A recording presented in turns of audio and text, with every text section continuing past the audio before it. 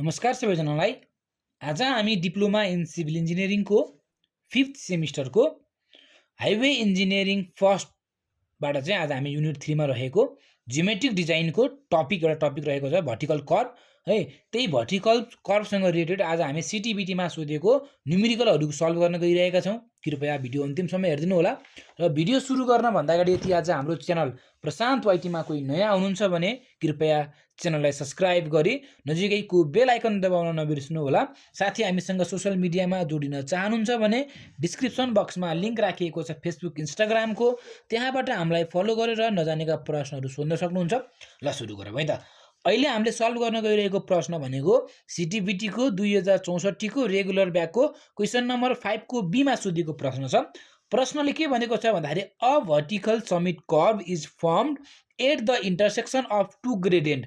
दुईटा ग्रेडियन्टको इन्टरसेक्सनमा एउटा हाम्रो समिट कर्भ बनेको छ गरे, जहाँ चाहिँ ग्रेडियन्ट हेर्ने भने सुरुमा चाहिँ +4% छ गरे, त्यसपछिको ग्रेडियन्ट भनेको -4% छ गरे भनेपछि design the length of the summit curve. Summit कर्भको लेन्थ चाहिँ हामीले के गर्नु पर्यो, डिजाइन गर्नु पर्यो गरे। अनि के भनेको छ भन्दाखेरि चाहिँ प्रोभाइड एसएसडी प्रोभाइड गरिएको छ गरे stopping side distance with the speed of 75 km/h assume necessary data भनेको छ। भनेपछि सुरुमा हामीलाई क्वेसनले के दियो, ग्रेड दियो। हेर्नु त ल, क्वेसनले के भनेको छ भन्दाखेरि चाहिँ समिट कर्भ भनिदिउँ 2 ग्रेडियन्ट +4 र -4 भनेको +4% ग्रेडियन्ट भनेको चढ्नु हो, -4% ग्रेडियन्ट भनेको झर्नु हो। +4 -4 ग्रेडियन्ट भन्दाखेरि यहाँ चाहिँ समिट कर्भ बन्छ गरे है। +4% र -4% हुँदाखेरि चाहिँ जुन ग्रेड छ त्यहाँ चाहिँ हाम्रो समिट कर्भ बन्छ भने यो कर्भको चाहिँ लेन्थ कति हुन्छ त्यो लेन्थ चाहिँ हामीले डिजाइन गर्नुपर्ने छ। लेन्थ अफ समिट कर्भ भनेको यो हो, यो लेन्थ चाहिँ डिजाइन गर्नुपर्ने छ। यसलाई हामीले G1 भन्छौँ ग्रेडलाई, यो अर्को ग्रेडलाई हामीले G2 भन्छौँ। फर्मुला भनेको हाम्रो G1 - G2 हो। भनेपछि सुरुको G1 भनेको +4%, फर्मुलाको माइनस भयो। G2 भनेको -4% हो, -4%। यहाँबाट हेर्ने भने 4% + 4%, यहाँबाट हेर्ने भने 8% हुन्छ। यो भनेको त यन हो, यन इजिकल टु G1 - G2 हुन्छ भनेपछि यन इजिकल टु के आयो, 8% आयो। यन इजिकल टु 8/100%ले हटाउने भने 0.08 हुन्छ। यनको भ्यालु कति आयो, 0.08 आयो। भनेपछि यहाँ G1 गिभन छ, G2 गिभन छ, यन निकाल्यो भने G1 - G2 हो, +4 माइनस अनि G2 भनेको त माइनस हो, -4% गर्ने भने कति आयो, 8% आयो। यहाँबाट 0.08 आयो। अब हामीलाई स्टपिङ साइड डिस्टेन्स हेर्नु है। हामीले यो हिसाब सल्भ गर्नभन्दा अगाडि हामीलाई पुरा केही कुराहरू थाहा हुनुपर्छ। के कुराहरू हामीलाई थाहा हुनुपर्छ भन्दाखेरि design of summit curve. Summit कर्भको डिजाइन गर्दैछौँ भने हाम्रो एकचोटि चाहिँ हाम्रो एसएसटीको लागि गर्छौँ हामीले केस फर्स्टमा, केस सेकेन्डमा हामीले ओएसडीको लागि गर्छौँ। एसएसडी भनेको स्टपिङ साइड डिस्टेन्स, ओएसडी भनेको ओभरटेकिङ साइड डिस्टेन्स। हेर्नु है, अब केस फर्स्टको पनि ए र बी छ। यदि length of summit curve is greater than SSD हुन्छ भने त्यो बेलामा हाम्रो फर्मुला भनेको L is equal to NS² divide by √2h + 2h हुन्छ। जहाँ चाहिँ क्यापिटल एचको भ्यालु भनेको 1.2 मिटर हुन्छ भने स्मल एचको भ्यालु 0.15 मिटर हुन्छ।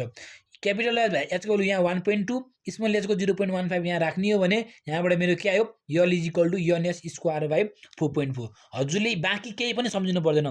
के कुरा सम्झिनु पर्यो भन्दाखेरि यल इज ग्रेटर देन एसएसडी हुने बेलामा हाम्रो लेन्थ अफ समिट कर्भ निकाल्ने फर्मुला भनेको NS²/4। यति सम्झिनु भयो भने पुग्छ, 4.4। अरू यो घन्ट्याङ लुङढुङ केही पनि सम्झिनु पर्दैन। कुरो बुझ्नुभयो? यताउतिको केही नसम्झिने, के सम्झिने भन्दाखेरि यदि L is greater than SSD हुन्छ भने त्यो बेलामा हाम्रो लेन्थ अफ समिट कर्भ निकाल्ने फर्मुला यो, किनकि वास्तवमा त्यही नै हो, मेन फर्मुला त यो हो। वास्तवमा मेन फर्मुला त के हो, तर एचको भ्यालु 1.2 अलवेज हो, स्मल एचको भ्यालु अलवेज 0.15 हो। त्यो भइसकेपछि के हुन्छ भन्दाखेरि चाहिँ भ्यालु रिप्लेस गर्ने हो भने NS² डिभाइड बाई 4.4 आउँछ। त्यही भएर यो बिचको सम्झिनु पर्दैन, यो मात्रै सम्झिए पुग्छ।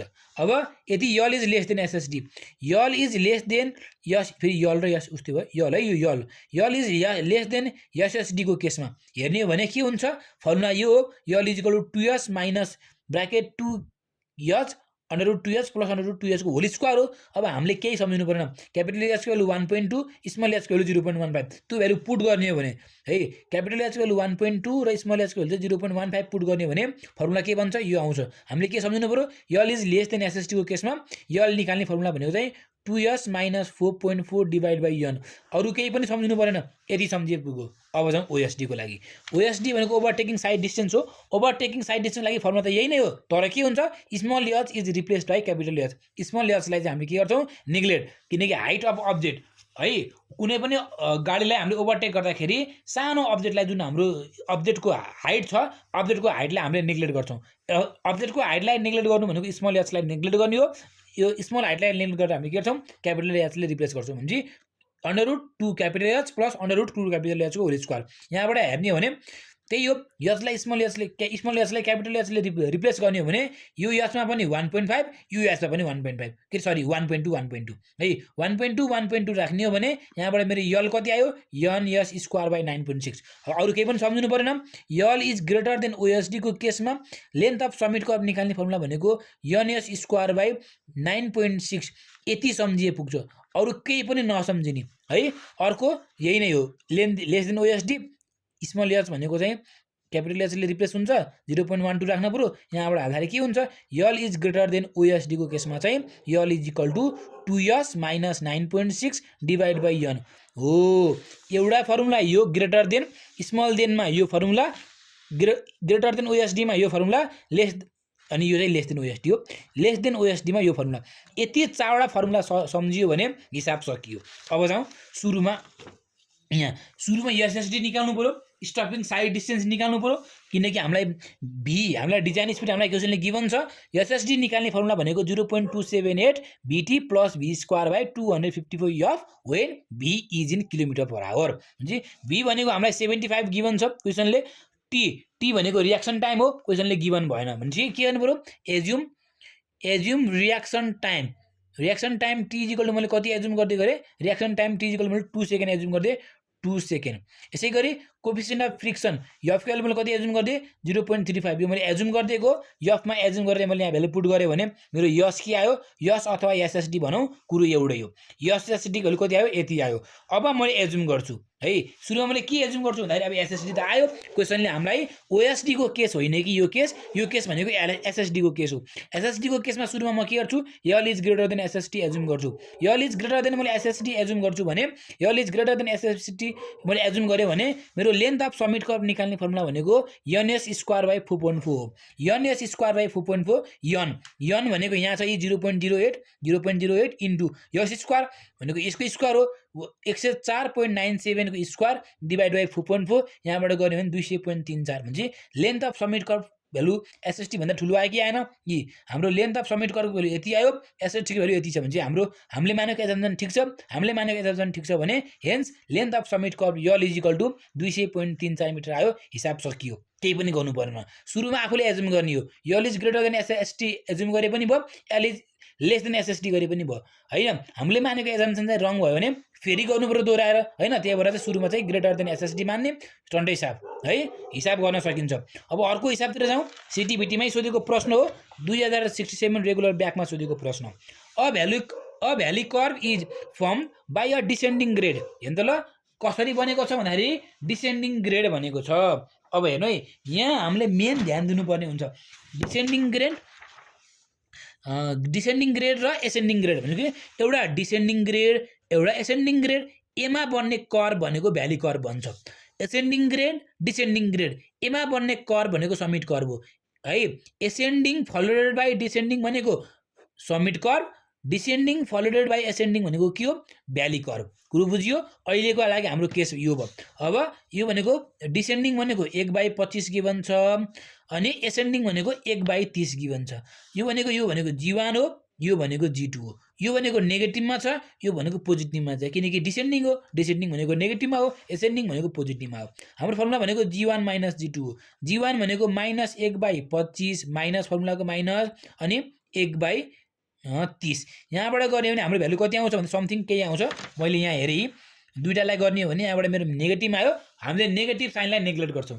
नेगेटिभ साइनलाई नेग्लेक्ट गर्छौँ भने n भनेको कति आयो, यसलाई क्यालकुलेटरमा हजुरले हाल्नुहुन्छ भने यति आउँछ, यो भनेको यति हो भने n भनेको यति आयो। अब SSD निकाल्ने, SSD निकाल्नको लागि हामीलाई के गिभन छ, 80 किलोमिटर पर आवर गिभन छ। यो C दिए पनि हामीलाई यो काम हुँदैन। हामीलाई टाइम T गिभन छ, फ्रिक्सन हामीलाई 0.35 गिभन छ। यहाँबाट हेर्ने हो भने SSD आउँछ हो, यहाँबाट हजुरले एसएसटी भ्यालु निकाल्न सक्नुहुन्छ भने त्यसपछिको हाम्रो काम के हुन्छ अब एजुम गर्ने यल is greater than SSD assume गर्ने हो कि यल इज लेस देन एसएसडी गर्ने हो जे पनि एजुम गर्न पाइन्छ मैले के गरिदिन्छु assume L is greater than SSD मैले एजुम गरिदिन्छु यल is greater than SSD assume गर्ने हो भने त्यसको लागि फर्मुला के हुन्छ एनएस स्क्वायर बाई 4.4 हो एनएस स्क्वायर बाई 4.4 यन भनेको हामीले अघि निकालिसकेका छौँ 0.0733 अनि यस स्क्वायर यस भनेको यहाँबाट आएको छ 127.59 यसको स्क्वायर डिभाइड बाई 4.4 यहाँबाट मेरो के आयो 271 यलको भ्यालु 271 आयो एसएसडी भनेको यति आयो हामीले मानेको एसम्पसन ठिक छ यल इज ग्रेटर देन एसएसडी नै छ हामीले मानेको एसम्पसन ठिक छ त length of the valley curve is यति अब अर्को क्वेसन सिटीबिटीमै सोधेको प्रश्न हो इन एसेन्डिङ ग्रेड एसेन्डिङ भनेको के हुन्छ अपवार्ड हो अनि डिसेन्डिङ भनेको डाउनवार्ड हुन्छ 1/100 एसेन्डिङ दिएको छ डिसेन्डिङ भनेको चाहिँ 1/120 दिएको छ माइनसमा भयो यन निकाल्ने फर्मुला भनेको g1 - g2 हो यहाँबाट यो आयो अब ओभरटेकिङ साइड डिस्टेन्स किनकि क्वेसनले हामीलाई भनेको छ हेर्नुलाई design length of the summit curve for speed of यति भनेको छ so to have an overtaking sight distance क्वेसनले हामीलाई आफै दियो ओभरटेकिङ साइड डिस्टेन्सको कति दिएको छ 470 दिएको छ हेर्नु ल यो अब हाम्रो केस भनेको हाम्रो केस अब एसएसडी को केस नभएर अबको हाम्रो केस भनेको ओएसडी को केस भयो ओएसडी को केस भनेको केस 2 भयो भनेपछि ओएसडी हामीलाई ओभरटेकिङ साइड डिस्टेन्स भनेको 470 हामीलाई गिभन छ स्पिड v गिभन छ भने अब एजुम गर्ने म सुरुमा के गर्छु यल is greater than OSD assume गर्छु मैले यल is greater than OSD assume गर्ने हो भने त्यो भने मेरो यल निकाल्ने फर्मुला भनेको एनएस स्क्वायर बाई 9.6 हुन्छ यो एजुम गरे पनि भयो एमा भनेको यच भनेको 1.2 हुन्छ होइन यो लफडा म गर्दिन सिधै 9.6 हाल्छु भने यो हालिने हुन्छ किनकि 8 * 1.2 भनेको 9.6 नै हो है 8 यच राखेर यचको भ्यालु 1.2 राखे पनि भयो होइन यो लफडा म गर्दिन सिधै L is equal to NS square by 9.6 हाल्छु भने पनि पाइयो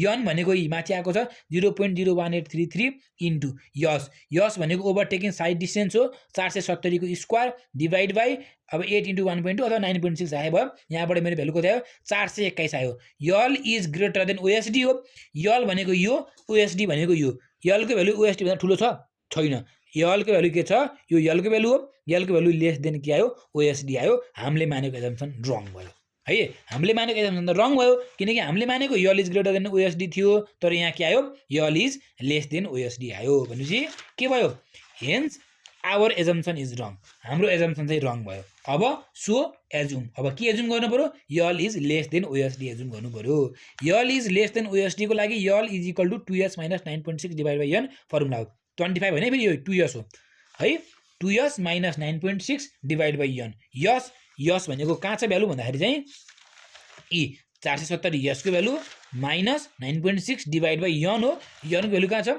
यहाँ छ भ्यालु रिप्लेस गर्ने हो यहाँबाट मेरो के आउँछ यल आयो मैले लेस देन एजुम गरेको थिएँ मेरो यल यति आयो एसएसडी कति आयो यति आयो ठिक छ मैले एजुम गरेको लेस देन नै एजुम गरेको नि मैले 470 भन्दा त यो त लेस नै हो भने मेरो एजुम्सन ठिक छ hence provide the length of summit curve is 416.26 metre भनेर सकायो हिसाब सकियो अब अर्को जाउँ यो पनि सिटीबिटीमै सोधेको कति सालमा सोधेको छ थाहा भएन तर सिटीबिटीमै सोधेको सेम क्वेसन नम्बर 1 जस्तै छ यो हेर्नु त ल ई question number 1 a vertical summit curve g1 given छ g2 गिभन छ स्पिड गिभन छ हैन र हेर्नु त ल अ भर्टिकल समिट कर्भ यहाँ g1 g2 गिभन छ स्पिड गिभन छ यहाँ पनि के गिभन छ g1 g2 गिभन छ स्पिड गिभन छ g1 g2 बाट हेर्ने भने यहाँबाट के आयो g1 - g2 g1 4% गिभन छ ई प्लस 4% g2 - 5% गिभन छ यहाँबाट हेर्ने हो भने 9% आयो 9% भनेको 0.09 हो v गिभन छ रिएक्सन टाइम मैले t यति एजुम गरिदिएँ यफ मैले यति एजुम गरिदिएँ